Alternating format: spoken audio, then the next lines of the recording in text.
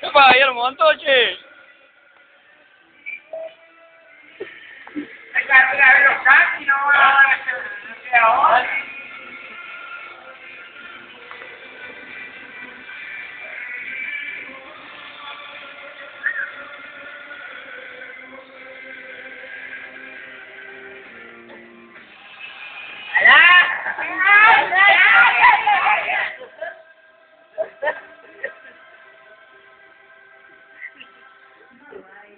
Ah, no me tienen que poner corto, yo voy, tío.